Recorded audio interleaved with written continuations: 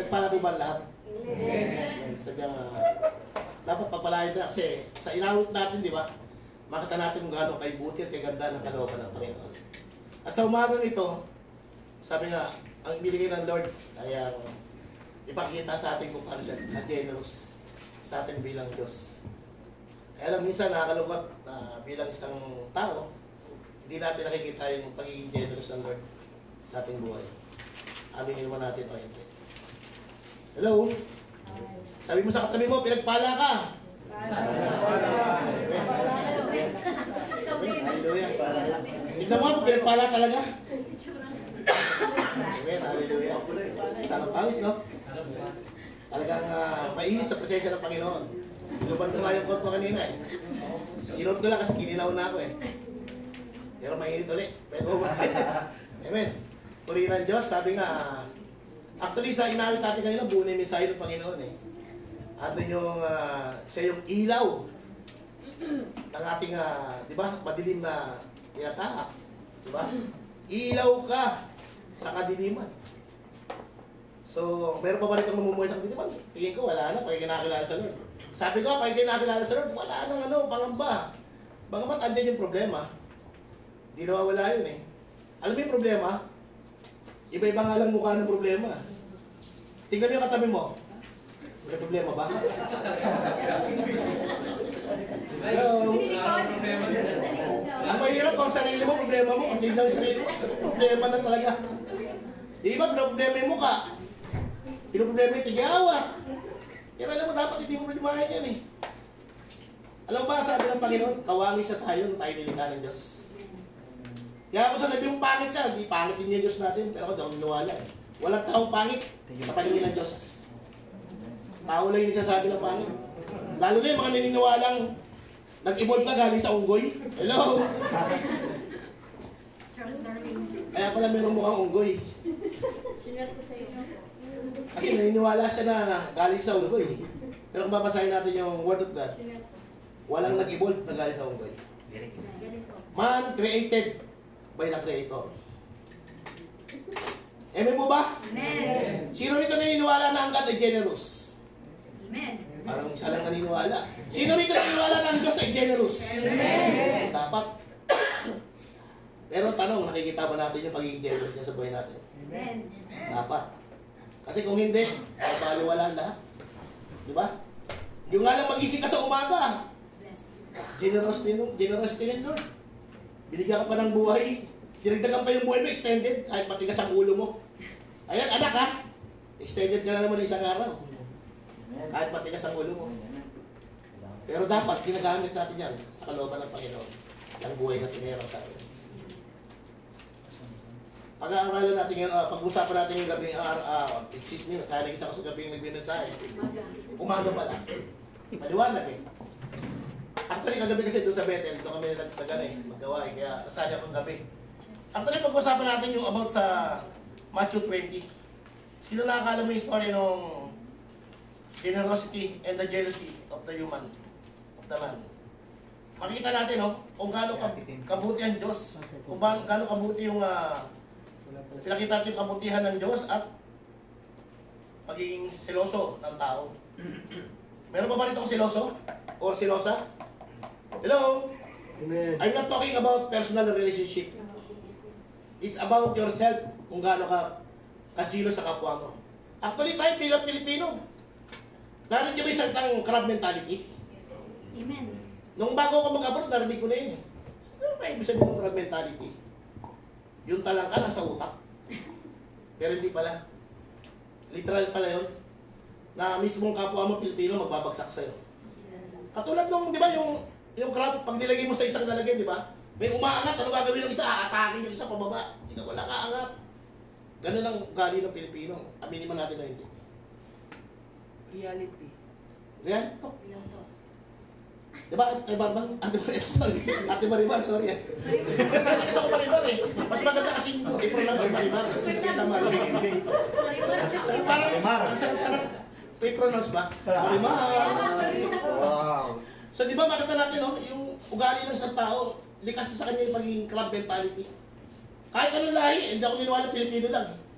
Pero bagamat nakikita ko sa ibang lahi yung pagtutulungan, meron pa rin yan na tao na lalabas dyan na ituturo sa atin ng Diyos yung dapat na pagiging matulungin. Hindi yung ilulugmok mo yung kapwa mo. Mali yun eh. Pero aminin naman natin na hindi. Likas talaga sa Pilipino eh. Kahit saan ako tumingin eh, talagang nakakalungkot. Ang pinagmumulan pa ng pagbagsak ng isang kapwa Pilipino, Pilipino rin. Agree pa po kayo doon? Yes. Sige, agree doon. So, ibig sabihin, hindi lang ako nakakita ng ganun. Kayo rin, nakikita nyo rin. Kung gaano kakarap mentality yung Pilipino. Pero minsan, kung makapilkas tayo, grabe. Diba? Yung tao, tinatawag pa nga nating itik. Hello? Aminado ko ron. Pero ngayon, Lord, hindi na itik. Bibi na. Para pares lang, no? Hindi pa lang ang kulay. So, likas na sa tao yun. Yung pagiging... pero, ganun pa rin ka-generous ng Lord sa ating pati na bibigyan.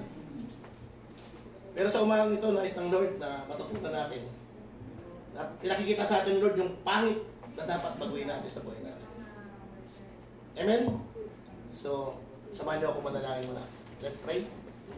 Hallelujah. O Diyos, sa dakila, banal at makapangyarihan sa pangalan ng Panginoon Jesus Lord. Sa umagang ito, ako'y nagpapasalamat. Muli, Ama, binigyan mo ng pagkakataon naman na marinig muli ang iyong salita, Panginoon. Sa araw na ito, Panginoon, ang Panginoon aming mapupurihan, maluwalhati at madakila, Panginoon. Sa mga bagay, Lord, na hindi namin nakikita na yung ginagawa, Panginoon, sa aming buhay, na dapat namin makita ito, Panginoon, upang mapahalagan namin naman ang mga bagay na ginawa mo, Panginoon, sa aming buhay at mapasalamatan ka, Panginoon. At sa mga bagay, Panginoon, sa mga karakter namin na dapat matuloy naman, na itinanit namin, Lord, makita bayag sa hapon ito. Sa araw ito, Panginoon, bakit kaya aming masundan, Panginoon, palakaran namin, Lord, ang nais mo sa aming buhay. At sa araw ito, Panginoon, hallelujah, patuloy ka namin, Lord, mapasalamatan, madakila at maluwalhati, Panginoon, sa aming mga buhay. At sa kapangyarihan na pinagkakalog mo, Lord, aming sinasawata ang Espiritu ng di pakikiisa sa umagang nito, Panginoon. Kaya aming nire-review at inuhugot sa pangalan ni Jesus. Kaya aming inuhulog sa ganitong pinanggalingan at aming siniselo ng mga pangyarihan dugo ng Panginoon Jesus. At aming pinapakawalan ng Espiritu ng pangalawa, pag-ibig, pagmamahal, katalinuhan. Lord, katulad ng panalangin ng aming kapatid kanina, buksan mo, Lord, ang aming spiritual eye, spiritual ear, spiritual heart, Panginoon, upang manamnam namin naman ang iyong panalangin sa aking Panginoon sa araw ito. Gamitin mo, Lord, ang aking buhay, Panginoon, bilang isang sisidlan na walang naman, Panginoon. At ikaw, Lord, ang siyang mahayag at makita, Panginoon. At makita rin, Lord, sa aking buhay kung paano mo bilang sa pagdong ito, Panginoon, upang makasunod sa iyong nais ako. Salamat, Anak, sa hapon ito. At patuloy, Lord, sa ilang namin, tinutong ko lamang ang pinakamataas na mapuli pagsamat ng dakila sa pinakamatamis at makapangyarihan pangalan ng aming Diyos na buhay sa pangalan ni Jesus. Amen. Amen. Kaya pala walang tulog, wala na palang wala. Wireless, mami. Wireless? Wireless. Tayo wala eh. Okay lang. Amen. Kung minanana po tayo yan. Amen. Babayaran niyo po yun. Praise the Lord. Ito ko lang po. Amen. Hallelujah. Actually, na ako'y nabibili sa Panginoon na sabi ko, Lord, ano yung i-mensahe ko? Actually, ano na eh, dumaan na yung Martes, Merkulis. Nag-Bible study kami ng Martes. Ay ko, wala pa na kayo bibigay kay Lord. Pero talagang generous si Lord. Sabi nga po, kung magsasalita rito, eh puro kalokohan sasabihin ko. Pero dahil si Lord, iahayag natin yung kung siya kabuti sa ating buhay. Amen? Actually, yung binasa kanina na scripture sa Matthew 22, ano nga? Hello? Walang operator? Amen? Ano nga po yung Matthew 22? Verse? Absent ah. Matthew 22. Yung binasa kanina natin, verse 22 verse 37. Matthew. Basahin ko sa Tagalog. Tagalog ba yan, bro? English po. English po. Ito, babasahin ko na lang sa Tagalog. Pakipos mo na lang, babasahin ko lang. Sabi rito, 22 verse 37. sabi rito, Sa 37, sumagot si Jesus, ibigin mo ang Panginoon mong Diyos ng buong puso mo, buong kaluluwa mo, at buong pag-iisip mo. Sa 38, ito ang pinakamahalagang utos. 39, ito naman ang pangalawa, ibigin mo ang iyong kapwa gaya ng pag-ibig mo sa iyong sarili. Sa dalawang utos na ito nakasalalay ang buong kautusan ni Moises at ang katuruan ng mga propeta. Actually, lagi kong ginagamit ang passage verse kasi nabibigay sa Lord. Na madalas dapat itinuturo natin, even sa ating mga anak, na matuto sila magmahal sa ating Diyos. Kaya din matuto magmahal sa ating kapwa at na pagmamahal sa atin. Pero sa araw na to, meron akong video yung ipapost. Actually, may clear lang itong mensahe natin sa gabi sa araw na to eh. Mga ilang oras yung video, bro? 1 hour po. 1 hour? Yung pa lang yun. So, aabot tayo siguro mga 4 o'clock. Ready na ba kayo? Amen. So, nag-play lang yung mensahe ng Lord sa araw na to. Baka humaba lang dahil sa video. Pero may play lang din yun. So, panoorin pa natin muna yung video. Pakipatay po yung ilaw.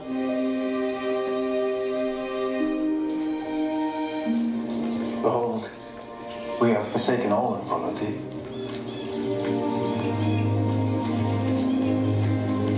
Verily I say unto you, there is no man that hath left house or parents, or brethren, or wife or children for my sake and the gospel's, which shall not receive manifold more in this present time and the world to come, life everlasting.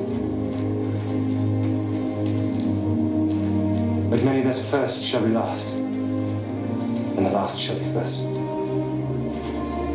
For the kingdom of heaven is like unto a man that is an householder, which went out early in the morning to hire laborers into his vineyard.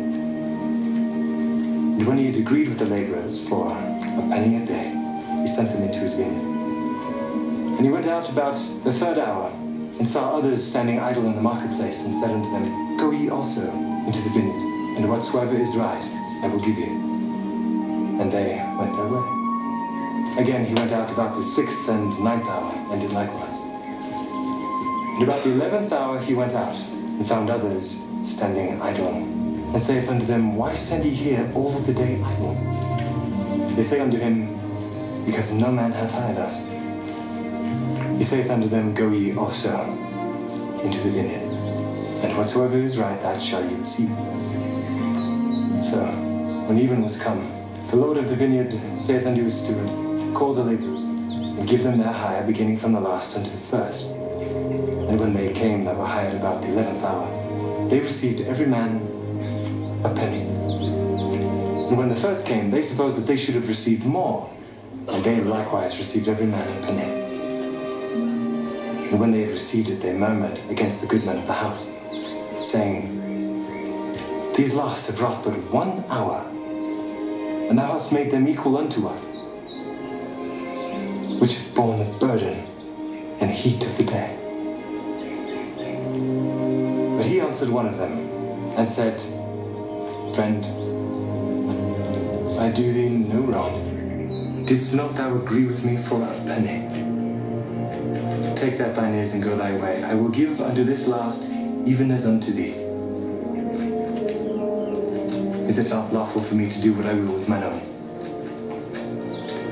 Is thine eye evil because I am good? So the last shall be first, and the first last. May he be called, the few chosen.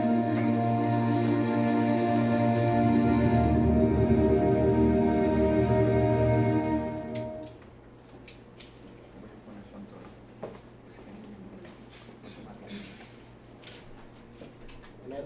Naunawan po ba natin yung pinanood natin? Hello? So, di ba sa uli sinabi ng Panginoon na ang lahat ay kinawag pero hindi natin hirang. Tayo na narito. Naniniwala ba kayo na hirang tayo ng Diyos? Hello? Kaya sabi nga di ba, Apostle Paul, total, nandito ka rin lang naman, pagputiin mo ni paglilikod sa Panginoon.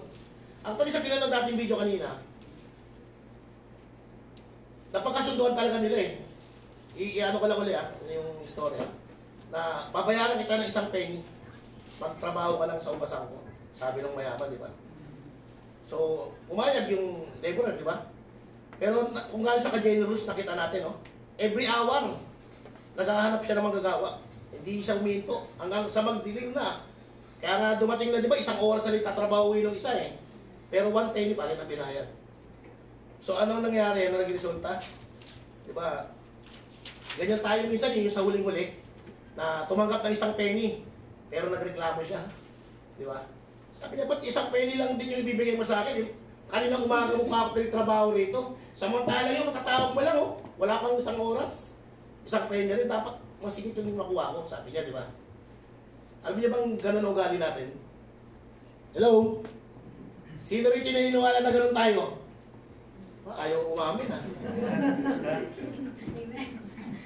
Aminin man natin kung hindi ganun ang ugali natin. Na yung pagiging inggitero ba? Na porque hindi gano'ng pagod yun eh. Pero samantalang sa kontrata, pinag-usapan naman na yun ang video ko makukuha mo. Sa kumpanya namin, marami ka marinig na ganyan. Lalo na yung mga dumating na bagong kontrata, lalaki ng sahod.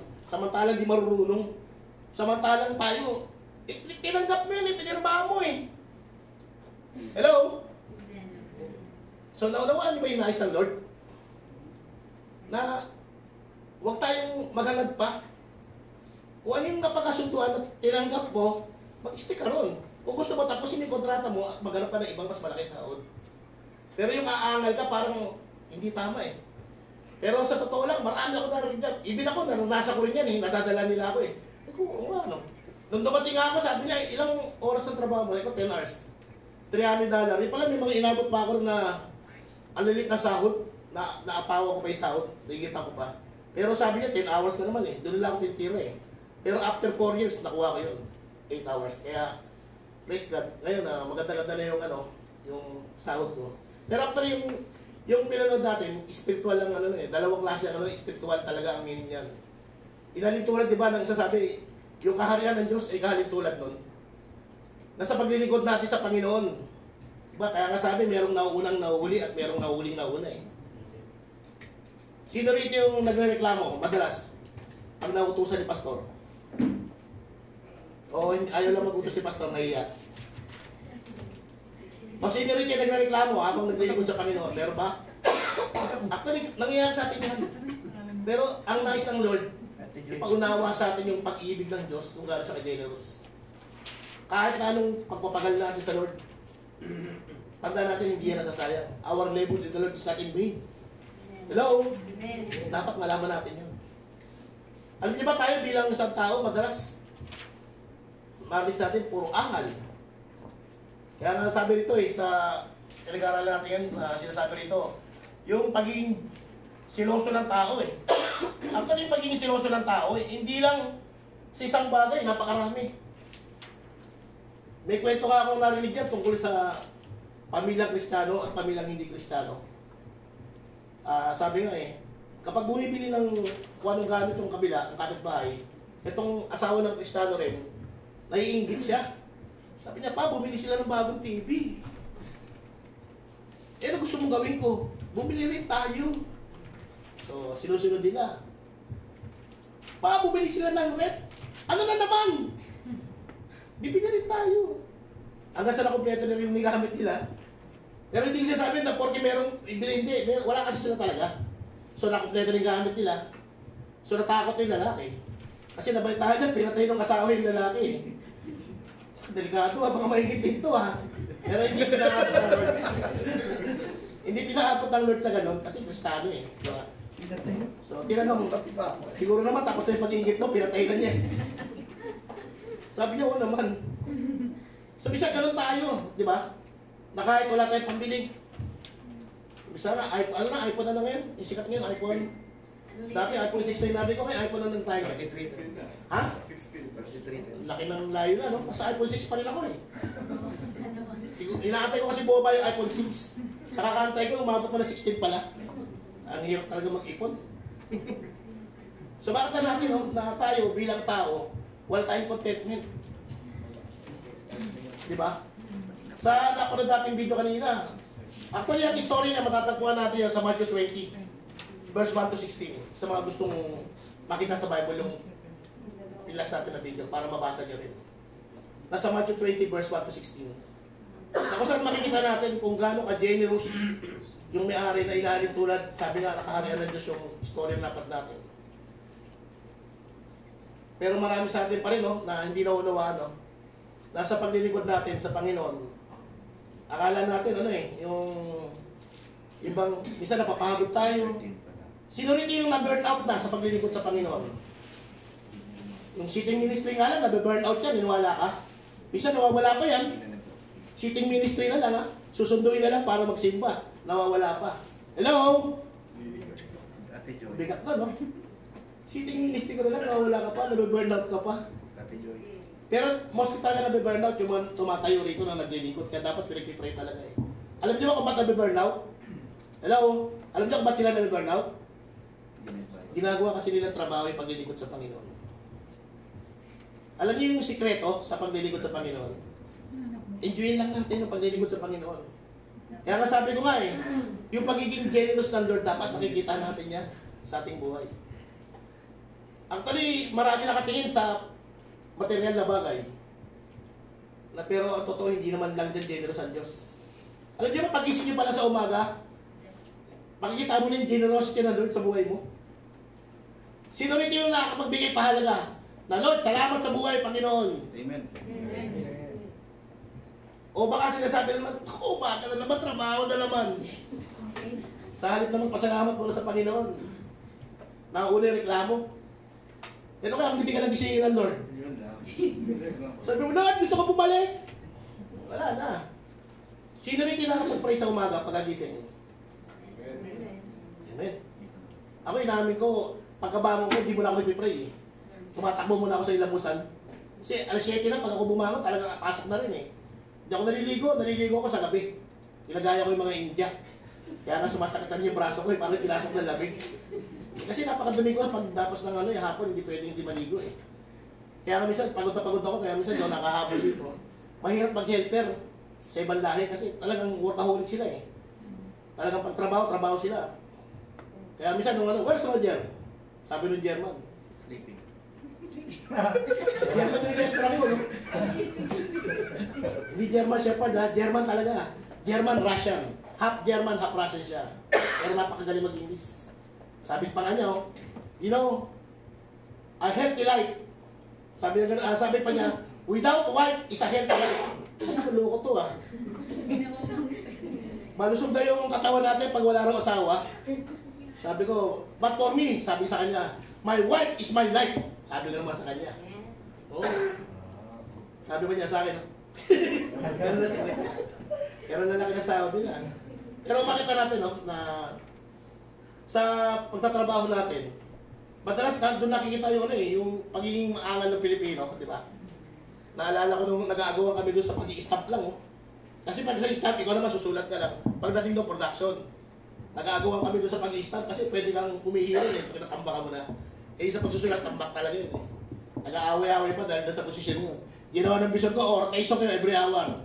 O, di walang away. So makita natin talagang Pilipino, maangal, mareklamo. Kaya tayo bilang Kristiyano, gano'n pa rin kaya tayo magbuhay? Gano'n pa rin ba tayo magharap buhay? I mean, bilang sa nakakilala sa Lord? Hello? Parang tahimik ha? Anybody here? So dapat hindi na, di ba? Dapat, pag tayo naglingkod sa Panginoon, actually, inaamin ko talaga, minsan ako, nasisilip ako na, ginagawa. Alam ka masirain yung makina, maintenance ako eh. Pag umaandar yung makina, siyempre alam mo buo yun, di ba? Excuse me, ano po yung remote sa loob? Sorry, nakalimutan ko. Ano sa loob? Sorry. So bakit natin, nasa paglilingkod natin sa Panginoon, mahirap maging Kristiyano kasi talaga pupulaan ka eh. Sisilip pa ka, Kristiyano pero trabaho, sumasado lang ang ginagawa. Sabi ko, alam mo, sirain yung makina, buo gumagana. Eh pag nasira yun, gagawin ko. Kasi maintenance ako eh. Pero alam niyo bang in-upgrade na ako ng Lord? Dumating ako sa Saudi Arabia, machine operator lang talaga ang category ko.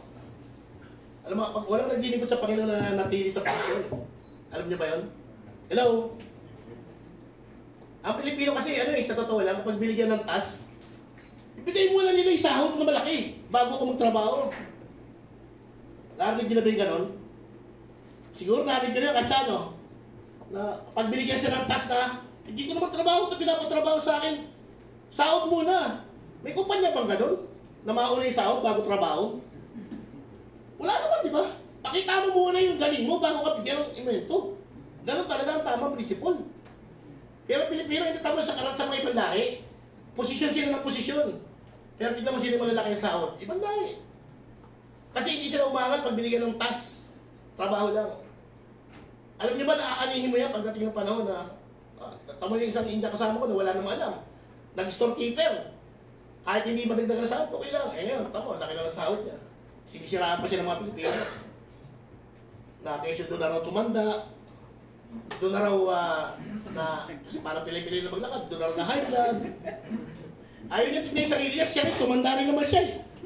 Kahit ako, inamin ko, tumanda rin ako. Dumating ako sa Saudi Arabia, 28 years old. Ngayon, 51 na ako. Ayaw ko naman. Nagkakawan ako. Sabi na parang 50 na lang ah. Pero mabalis ang taon. So bakit na natin no? Nadi ka sa Pilipino yung pagiging ano talaga, komputero, nakakalungkot. Alam mo niyo sa araw na to, itinuturo ng Lord na sa kanyang pagiging generosity sa ating buong buhay. Dapat makita natin yung biyaya na makontento tayo, trabaho natin, makontento tayo. Alam niyo ba yung trabaho natin, pagpapala rin yan ng Diyos? You know? Pag may nalaman kayong malaki ang sahod sa inyo, ano nangyayari? Nagkakagulo-gulo yung buhay natin, di ba? Aminin mo natin o hindi, pag nala, pag may bagong dating, hindi ka sahod yan, oo nga, no? Parang pares lang naman tayo trabaho, ha? Eh, yung pinirmahan niyang kontrata sa Pilipinas, eh. Sabi pa ng isa, mag-i-exit na lang ako. Hindi nag-exit na. Humihingi ng, malaba, extension visa. Mahirap pala sa Pilipinas, walang trabaho. See? Di ba? Inanin niya na, yung hindi dapat anihin. Hindi siya nakontento sa sahod niya rito. Sabi ko sa Pilipinas, naalala ko na nagtatrabaho ko, crusher operator ko sa Pilipinas. Habang nagka-crusher ko, pinagmamasdan ko yung mga tamba kong kakrasherin eh. Lagi ko na mabasa yung sabit. Sabi ko, makikita ko rin yung sabit niya pag naksahod din ako. Nakita ko na nga, nandiyan pala sa exit 8 lang pala yung pinaka-opisina niya. Sabi ko, parang doon pa lang okay na ako eh. Pero sabi ko, hindi ako mananatili na habang buhay dito sa Caloocan. Nagka-crusher ako. Alam niyo ba, sahod ko, nag-umpisa ako, sahod ko, ano lang, 50 pesos. Hindi kayo niniwala, no? 1990 yun. 1991, ako napasok. 50 lang starting ko. After 2 weeks, nadagdagan ako 70. Hanggang sa nagpare-pares na kami ng kasama ko within 1 year. Kasi nakita na amo ko yung kasipagan ko eh. Pero siyempre bago eh. Gano'n naman talaga, pag bago, di ba masipag? Nung pare-pares na kami sahod, kanya-kanya na lang gulangan, di ba? Di ba iwasan yun? Pero, that time kasi hindi pa nakilala sa Lord. Pero ang pangarap ko talaga, makapag-Saudi ako. Alam niyo ba, yung misis ko, professional pa sa akin. BSHRM yun. Sabi ko, managerial ang position niya eh. Sinusundo ko sa hotel yun. Kaya lang, siyempre, starting pa lang siya, talaga sa pinakamababa rin siya na pwesto. Sabi ko, huwag ka nang magtrabaho. Mag-abroad na ako. Diyan ka na sa bahay, alagaan mo yung mga anak natin. Kala ko, ganun kalaki yung sa abroad eh. Kala ko, sapat na yung 15,000 naman. Sinong araw, malaki na yun eh. Eh, nagkalag-gulo-gulo yung buhay. Sa sobrang mabilis sa pag-angat, nagmamadali. Bili rito, bili ng mga gamit. Eh, dapat pala, inuuna pala yung paglalagyan ng gamit. Ito bilang pagtuturo sa ating mga OFW ah. Bili tayo ng bili ng mga, di ba, iuwi natin. Pero kumusta tayo? May mga bahay na ba tayo? Hello? Umuupa pa rin tayo, no? Dapat unahin natin yung pupuntahan. Pero, ang sabi naman ng iba, huwag mo yan sa bahay, sa pera, kasi matutulog yung pera mo. Pero iba pa rin eh. Yung may sarili kang bahay, ang sarap tayo tulugan. Ngayon pa lang naranasan ng pamilya ko.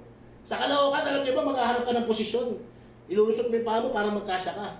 Ganun katindi yung bahay namin sa Caloocan. Si Kedyon po, nakatulog na ron. Tapos magigising ka, yung daga. Kumahalik sa tenga mo, yung mga daga. Lalaki pa naman. Pero ngayon nakikita ko yung mag-iina ko, gugulong-gulong sa isang kwarto. Isang kwarto pa lang yun ha. Eh, another kwarto, sarili ng dalaga ko yan eh. So nakita ko yung kaluwagan ng sarili. Ano pakiramdam na may sariling bahay? Ang sarap pa ng tulog. Problema lang natin pagkain. Di ba tapos-tapos yung problema, no?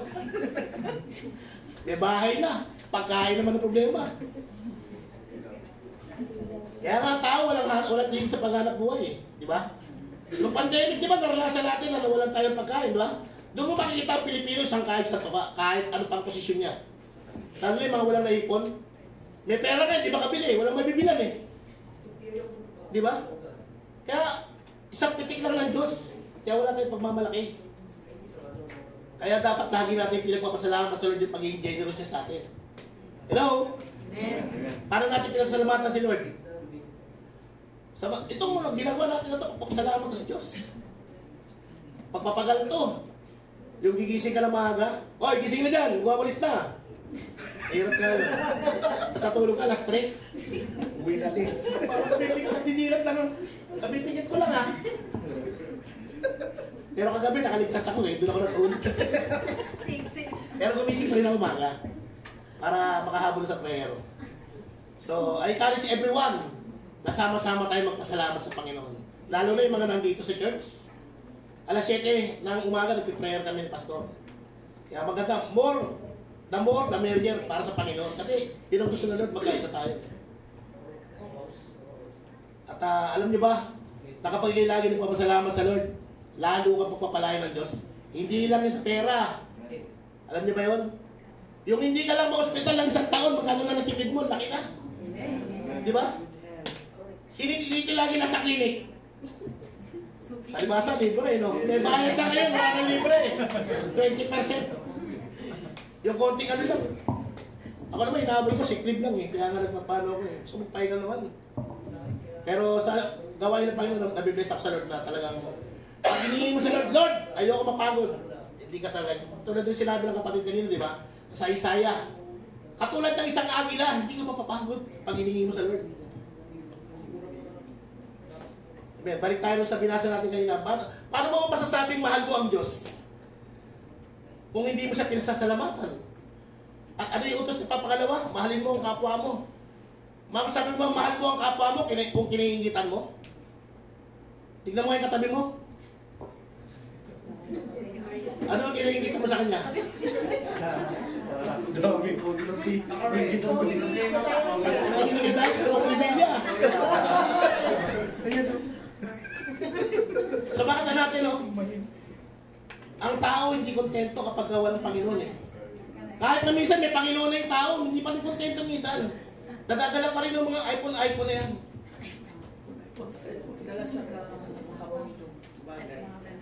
Bagay, real talk. Wala namang siguro. Pero alam niyo ba, pag nakabit yun yung tulad niya, material na bagay. Tulad ng cellphone, naalala ko nung dumating ako sa Saudi Arabia. Alam niyo ba yung cellphone ng araw? 2-liner lang o 3-liner lang na Nokia. Ang mahal-mahal pa. 700, kukunin namin sa bata, hulugan pa kay Ayub. Sino nakakilala kay Ayub? Amen. Kilala lahat si Ayub ba? Lahat ng mga kumukuha ng appliances. Kaya Ayub pa rin niya, Pastor. Pati laptop. Papautang na pa tayo. So isang patunay lang, pag nakakilala ka kay Ayub, isang patunay lang na matanda ka na sa Saudi Arabia. Pero yung mga malalaki sahod, kung kailangan mo eh. Anong malilit na sahod? Matakbo mo sa bata. Para lang kumuha ng appliances. Hindi na siya uso ng tabi. Pero ngayon, meron na tayong tabis. Diba? Wala ng tubo. Alam mo niyo ba pagpapala nyo, no? Pero pag alam mo lang magigipit ka, gawin. Diba? Porque may tabis eh. Porque merong Tamara. Dalawa yan, tabis sa Tamara. Quara. O, meron pa isa. Ayoko na yun. Quara. So bakit natin, no? Pinadadali. Yung buhay natin napaka-easy na. Alam niyo ba kung bakit? We are living in the last days na. Sino rin kininiwala na nabubuhay tayo sa mga sandaling panahon na babalik na ang Panginoon? Amen. Amen. Dapat maniwala tayo. Pero alam niyo ba, nung malit pa ako, narinig ko na yan, babalik na ang Panginoon! Malit pa ako nun. Pero ngayon, naunawa ko, bakit? Ang 1,000 taon pala natin ay isang araw lang sa Diyos. Tama, Pastor? Amen. Amen. Saan po yun? Nakalimutan ko eh. Nabasa ko yun eh, sa Bible eh. Pero ayan, yan natin next time. Nakasulat sa Bible yun, na ang 1,000 taon ng tao ay isang araw lang sa Diyos. Kaya kahit nung bata ka pa, narinig mo na yan. Eh ngayon, sabi nga ng mga Bible scholar, nung pa narinig, nung bago pa ako sa Panginoon, 20% na lang ang hindi nagaganap. Makakarinig kayo, sabi na Revelation, ng mga digmaan. Di ba, narinig na natin ngayon? Digmaan ng ano, iba't ibang doktrina, napakarami. Kaya nga maging maingat tayo, sabi nga eh. Pero sa pagiging generous na pinag-uusapan natin kanina, actually doon lang tayo po-focus sa pagiging generous ng Diyos, na dapat mawala sa atin yung pagiging jealous. Meron pa rito nagsiselos? Pag may nakita yung kapatid niya na nakabili ng bagong sapatos at hindi niya kayang bumili. Yung alam niyo ba yung word na sana all? Minsan, usuliin niyo yung sana all. May nais ka nun eh. Di ba? Ba't mo sinabi yung word na sana all? Parang gusto mo rin. O, di ba? Pero hindi mo alam, nadidisip ka. Simpleng inggit yun. Na kapag nangis sa puso mo, delikado yan. Oo, kaya nga ang kalaban ni Siber talaga. Sino yung mahilig mo sa tatlo na sana all? Ako. Abilaan na. Lahat po. Hindi na. Expression Oh, na lang. expression nga. Pero sabi ko nga, sa pag-i-expression natin, hindi natin alam na ang meaning talaga nun. May nais ka. Lalo na kapag yung sana all, Parang binibola lang din. oo. Pero minsan, pangit yung nabili, sana all pa rin eh. Para lang masabi na, kinihigitan ka. Pero, pangit pag nabili niya. Pangit pa rin ugali yung ganun. Na naninira ka. Alam niyo ba na nangyayari pa rin yun? Totoong buhay? Buti pa sabihin mo na sa kapatid mo na, magkano bili mo sapatos mo? Pag sinabi niya 200. Ganda. Sige, sa'yo na lang. Hindi ibig sabihin, huwag mo na sabihin yung sana all na na binobola mo pa siya eh. Di ba? Kaya bisan yung word na sana all, sa totoo lang, pinag-aaralan ko, oo nga, medyo may konting inggit ka ron. Kasi sana all eh. Bagamat expression na lang siya, pero nandidisip tayo minsan. Pero nasa puso naman, huwag mo lang pababayin sa puso mo yung sana all, talagang, yung tawag doon? Yung talagang gustong-gusto mong magkaroon, yun ang mahirap. Yung ano tawag doon? Yung masyado ka ng may tawag doon eh. Ano na? Obsessed. O yun, na-obsess ka na ng gusto. Thank you bro. Yun ang mahirap pag na-obsess ka na sa isang bagay. Alam niyo ba kapag na-obsess ka sa isang bagay, akala mo masaya? Nung una, nais ko magkaroon ng cellphone na yung touchscreen. Alam mo ba pag nasa iyo yan, maghahanap ka na naman ng iba. Lalo na pag may lumabas na naman bago, walang kontento. Hindi ka ba content dyan? Walang contentment dyan. Pero pag inanad mo na matuto, tumayo rito, maniwala ko sa'yo, matututunan mo yung contentment sa puso mo. Kaya dapat hangarin natin na magamit tayo ng Lord dito. Alam niyo ba, bago ako nagamit ng Lord, pinag-pray ko to. 2015, hindi ko makalimutan. Lord, wala akong may bibigay sa'yo. Talagang ko eh. Walang-wala talaga eh. Lumuot ako sa harapan ng pulpito ng Bethel. Tangaling tapat yun eh. Kababalik ko lang.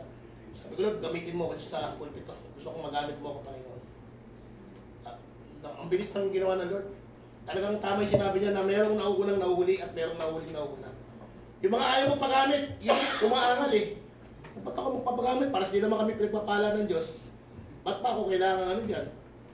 Yun yung, nakita niyo yung lalaki na nagreklamo sa mayaman, na bakit ito lang?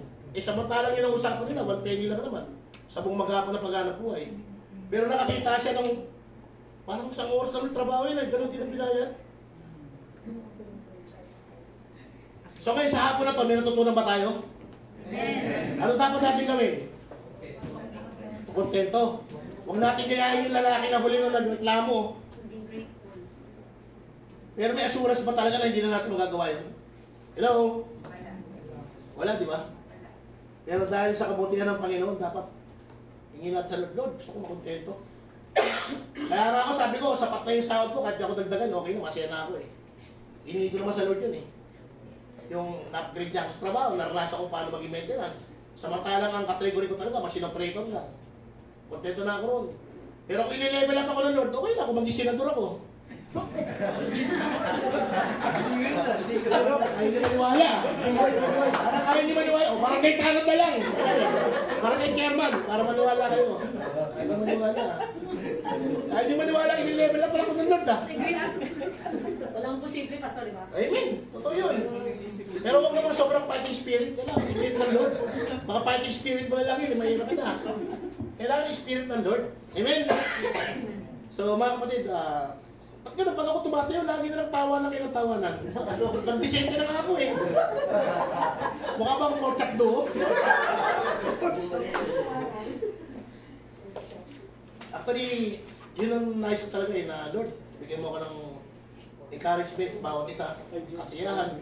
Pari sa maikling oras ang tinayo ko rin kayo, nabigyan kayo ng sa pamamagitan ng Diyos din yun, na kunting ano, yung mga nanghihina. Alam ko, iba-ibang problema hawak natin. Alam ko, iba-ibang problema yung dinadaanan natin. Pero dahil sa habang generosity ng Panginoon, ang minumungkahi ko lang sa inyo na makita natin yung generosity ng Lord sa buhay natin. Alam niyo ba, magkaroon ka lang ng boyfriend, ay isang pagpapala na ng Diyos. Sino yung may boyfriend dito? Hindi ikaw, lalaki ka eh. Di ba? Pagpapala ng Diyos yan. Sino yung may girlfriend dito? Ganun din yun. Sino yung may asawa? Alam niyo ba yung asawa? Pagpapala rin niya ng Diyos. Yan yung first ministry na binigay sa atin ng Panginoon. Kaya huwag kang sabi mo, wala akong bunga, Lord. Ang pamilya mo, ang dapat maging unang bunga mo. Pakilala mo sa kanila si Lord. Maglingkod din sila sa Lord. First fruit mo yun. Kaya di mo masabi na wala kang bunga. Yung pamilya mo, anak mo, bunga mo yan. Di ba? Madala mo yan sa gawain. Isa na yung crown of glory para sa Panginoon. Tapos, tsaka ngayon dumayo, sama mo ng pamilya mo. Kaya nga, sabi ko Lord, kung talagang kalooban mo na magsama-sama kami ng pamilya ko na maglilingkod, hindi okay lang, magpupurgod na ako kahit bukas. Pero sabi ng Lord, extension ka pa. Tapos na kontrata ko eh. Kaya nga ayaw kong pumirma ng bagong kontrata eh. Hindi ko kursunado yung trabaho ko yun.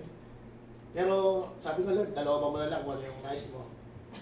Kung merong driver, janitor, walang problema. Kasi gusto ko nito, naglilingkod ako sa Panginoon eh. Alam niyo sa Pilipinas, totoo lang, wala kang oras maglingkod dun eh. Puro trabaho eh, kasi yung sahod hindi sapat. Sabi pa nga may narinig pa nga ako isang Kristiyano eh, uunahin ko pa ba yan? Sabi ko sa Bilaya, dapat unahin mo. Ano sinasabi sa Matthew 6:33? Seek first the kingdom of God. Pero meron din, and His righteousness, huwag natin kalimutan yun.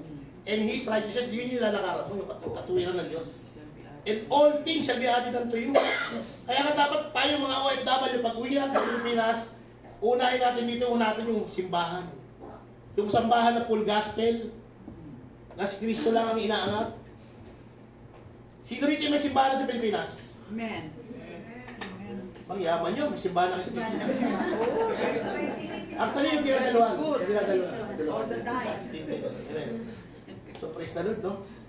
Tayo mga wala pa, yun ang una natin perspective natin na dapat may simbahan tayo, dadalawan.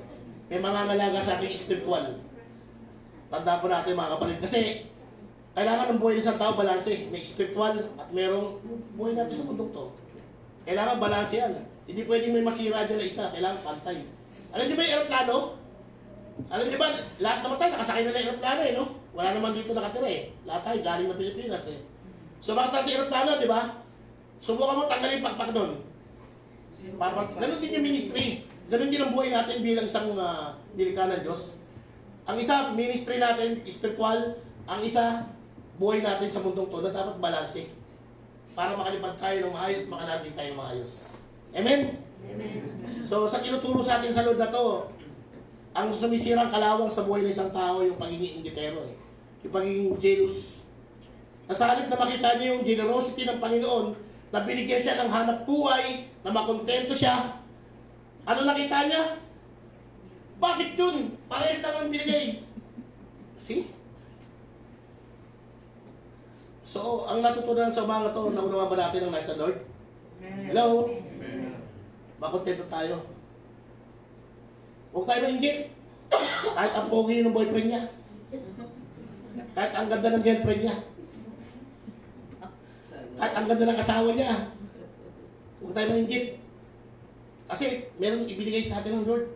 Kung wala man binigay sa atin, magpasalamat pa rin tayo sa Lord. Alam niyo ba, sabi ng Bible, masarap maglingkod sa Panginoon ng walang kahati. Amen. Totoo yun. Pero kung bibigyan ka ng Panginoon, why not? Kahit hindi pogi, basta maganda lalaki konti. Parang ganun din yun konti eh. So, hingi lang sa Lord. Sino yung mga walang rito, wala pang asawa? Amen. Amen. Dito! Amen. Baka dito lang walang asawa, kung sa Pilipinas, pero pala. Wala na. Ito, wala. Amen. Yung mga may anak na. Ano, promise. Amen. Dami. May anak yung Eh, yung may anak na yung anak niya. Lola na. Amen. So, amen, lolo na. Meron na? Meron na? Sundin natin yung nice ng Lord sa atin, ha? Actually, ngayon, tinuturo ng Lord sa atin yung pagiging inggitero. Dapat wala yan sa isang buhay Kristiyano. Mainggit tayo, yung tinatawag na holy, ang tawag yung sabi nila, ano raw eh, yung banal na pagka-inggit, para sa akin, inggit pa rin yun eh. Hingin mo sa Lord, huwag ka mainggit. Kasi iba-iba yung, kung babasahin mo yung Bible, pero ibang gift, iba-iba ang gift na ibibigay sa atin eh. Hindi pare-parehas. Gusto mo mag-song leader, pero hindi ka lang makakanta. Pwede ba yun? Ngayon, masasayaw ka na lang, hindi ka song leader. Magsayaw ka Dance na leader lang. ka nun. Dancer ka na lang. Kaya nga kung ano yung gift na binigay sa'yo na Lord, pagyamanin mo. Amen. Kung magaling kang magluto, hindi sa kitchen, huwag naman puro luto. Kailangan makinig ka rin ng Word of God. Kung magaling kang magsalita, hindi mag-evangelista ka. Diba? Kaya nga ako, nandito nakatayo, sabi ni Pastor, napakadaldal ni Pastor. Ginagamit ko naman sa Lord.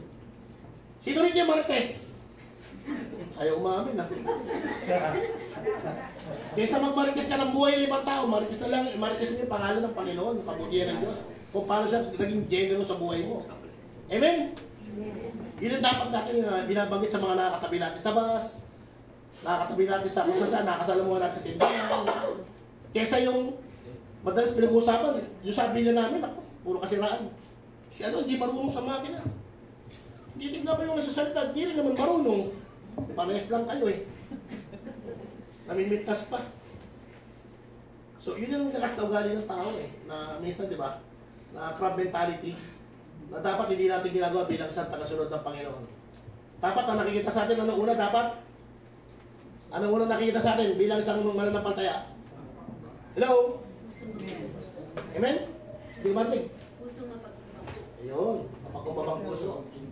At pusong handang sumunod, pusong handang magpasakop, at pusong nagmamahal. Amen? Kaya nga sabi, di ba?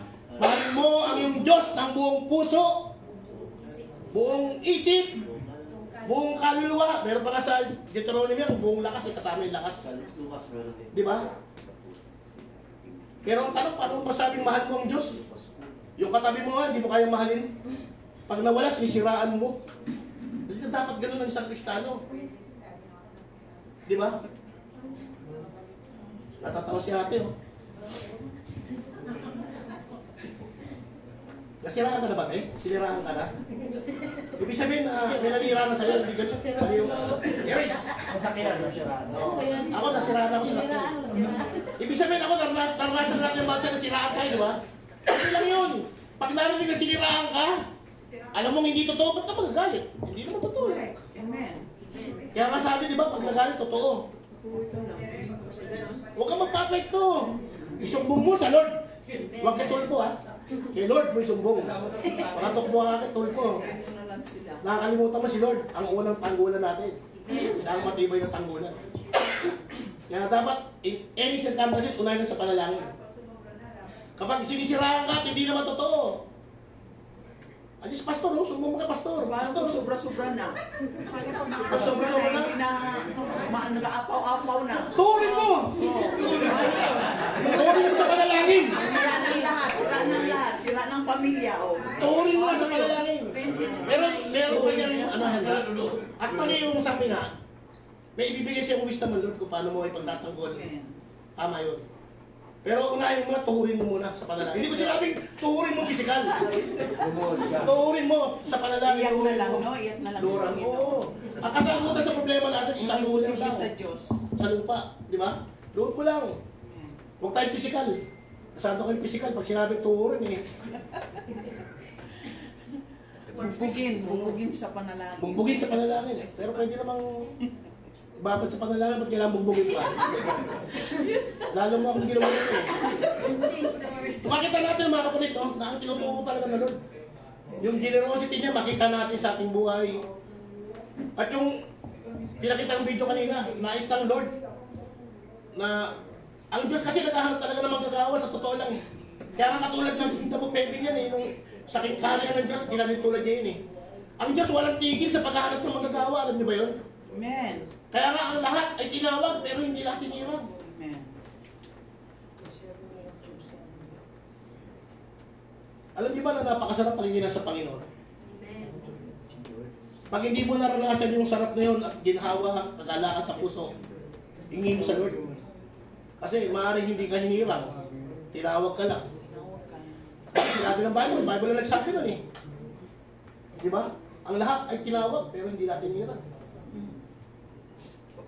Pero sabi nga ni Apostle Paul, total, nandito ka na rin sa larangan ng paglilingkod sa Panginoon, ibigay mo lang 100%. Di ba? Maglingkod tayo ng maglingkod sa Panginoon, huwag tayo mapagod.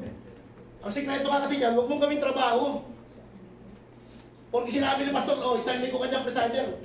Tatrabahuin mo naman, hindi mo sa Lord. Actually, nagtataka ako, ba't ako laging paos? Sa totoo lang, gusto ko umawad sa Panginoon eh.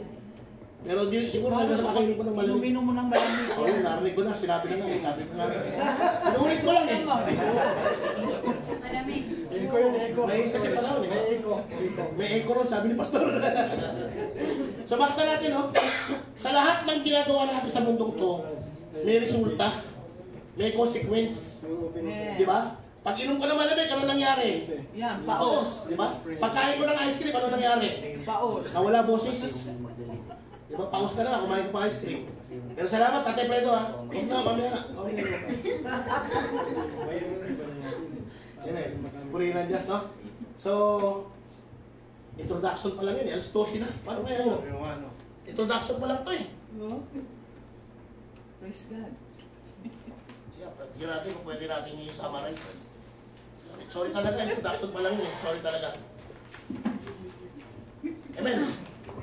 Sabi rito, sa binigyan ng Lord, sabi niya, Amen.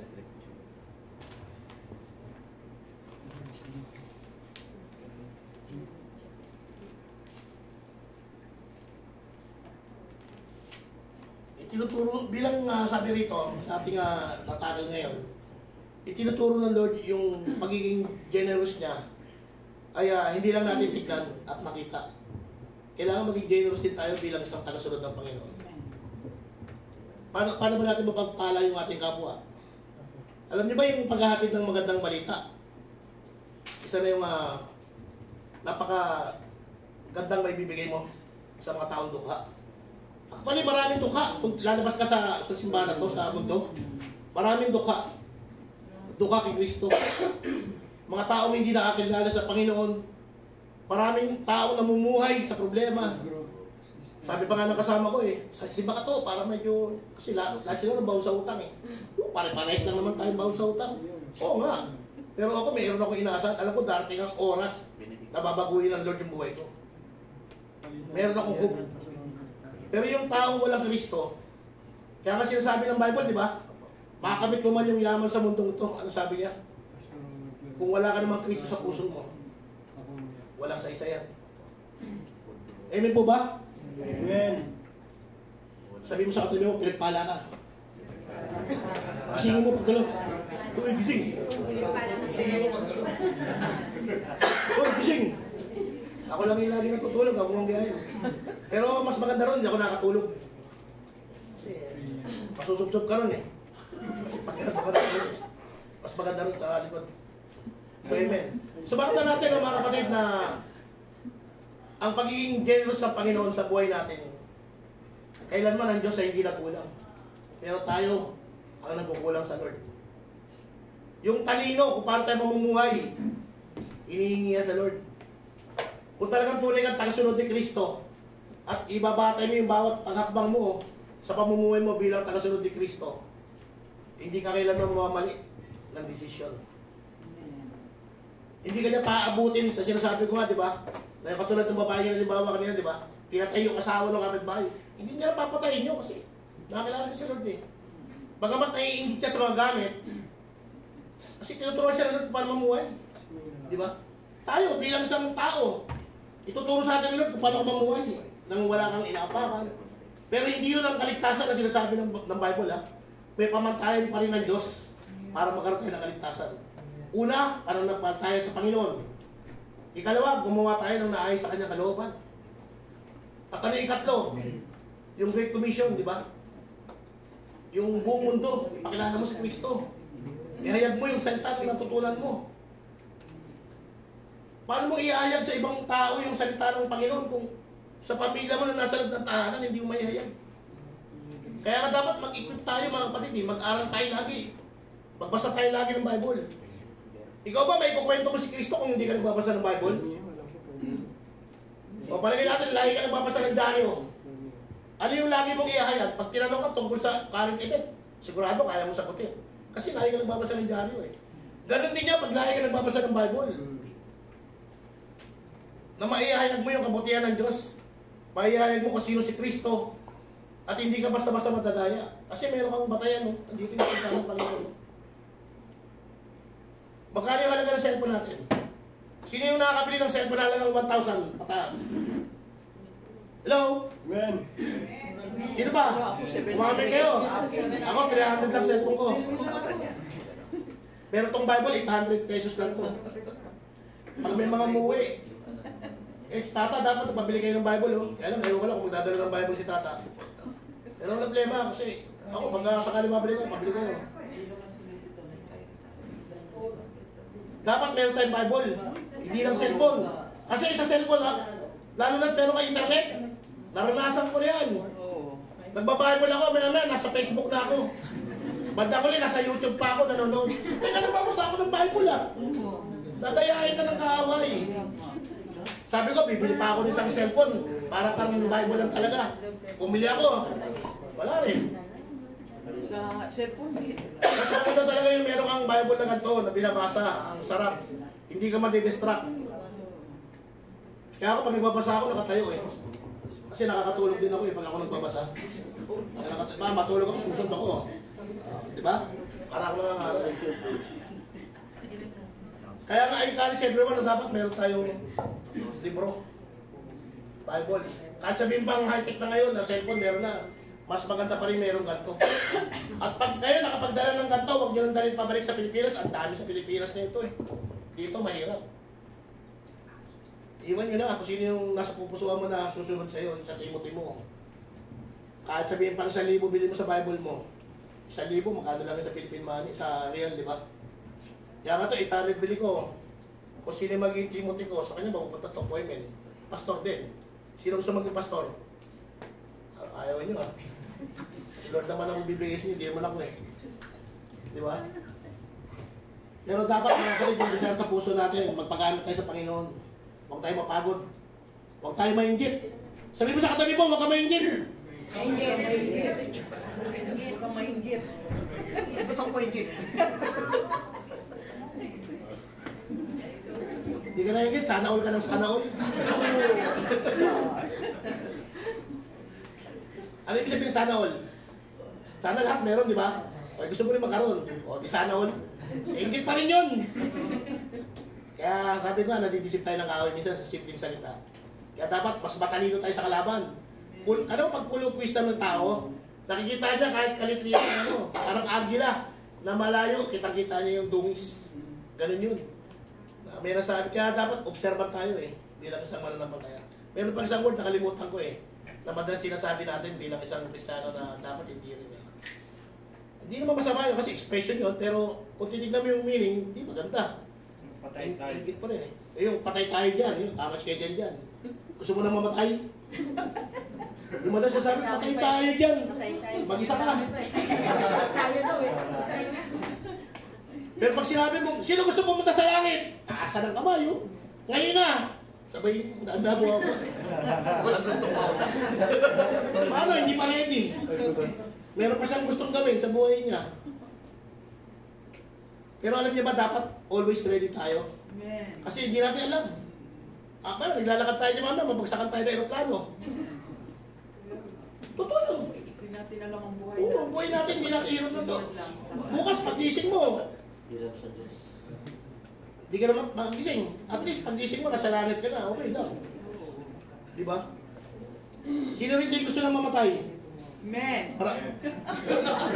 Mag-isa ka. Hindi, actually, yung pagkamatay na sinasabi ng Apostol Paul, na ang kamatayan ay kapakinabangan, tama yun. Basta ready ka na. Sa kaharian ng Diyos pupunta. Oo, tama yun, okay lang yun. Dapat galing yung ano natin, yung ibig sabihin yung Diba? mentalidad natin na ready tayo para sa karya ng Diyos. Ibig kasi sabihin kapag gano'n, meron ka pang ano reservation ba na ano. Pero hindi sinasabi na mamamatay ka na ngayon. God's will pa rin, kung ano yung kalooban ng Lord, di ba? Kasi tulad yan, may mga mahal pa tayo sa buhay na hindi pa nakakilala sa Lord. Iiwan mo, hindi sama-sama kayo. Kawawa na, mapananagutan mo rin yun. Di ba? Kaya nga, unti-unti tayong binabago ng Panginoon eh. Di ba? Ang nakipag-isa kay Kristo sa isa ng bagong nilalang. Yung pagiging inggitero, yun ang unang tiyatanggal ng Lord ngayon na dapat ma-eliminate unti-unti. Susunod na araw, iba naman. Ganun lang yun. So kasi minsan hindi natin napapasin na nagiging inggitero tayo sa totoo lang eh. Kasalanan nyo sa Lord. Nasa 10 Commandments yun, alam niyo ba yun? Yung envy, inggit pa rin yun eh. Inggit yun. Kaya dapat maunawaan natin na do not envy, sabi ng Bible, di ba? Sa 10 Commandments. So, ang tanong, gusto niyo bang sumunod sa nais ng Lord? Amen. Huwag tayo mapagod sa paglilingkod sa Panginoon. Amen? Amen. Huwag natin gayahin yung nagmumurmur na yun. Na dahil binigyan lang ng kapiranggot. Dapat makontento tayo. Alam niyo ba yung pagpapala ng Panginoon? Kaya nga sinasabi ng Corinthian di ba? Our labor in the Lord is not in vain. Hindi yan nasasayang. Kahit nakaupo ka lang dyan, hindi sayang yan. Naglilingkod ka pa rin sa Panginoon. Pero, hindi habang panahon sitting ministry ka. Kailangan matuto ka pa rin na, Pastor, ikaw na mismo lumapit kay Pastor. Marunong po akong gumamit ng vacuum. Hello? Alam niyo na siguro kung ano trabaho pag marunong ka gumamit ng vacuum, no? Hindi yun sa pagluluto, ha? Vacuum nga, eh. Hello? So, amen. Tahimik bigla. Gutom na ba kayo? So, tayo natin ito ngayon. Bilang conclusion, nais ko idagdag sa inyo. Tayo lang tayo. Amin tayo sa Panginoon. Tandaan natin na ang Diyos natin ay generous, at ang tao ay binabago ng Panginoon na dapat matutunan din natin maging generous sa Diyos. Kaya nga, ang sabi ng Lord, mahalin mo siya ng buong puso, buong isip, buong kaluluwa.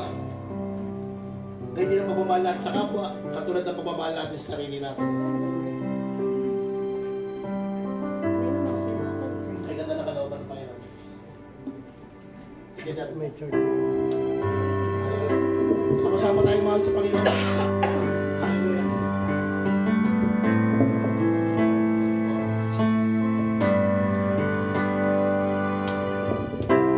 Take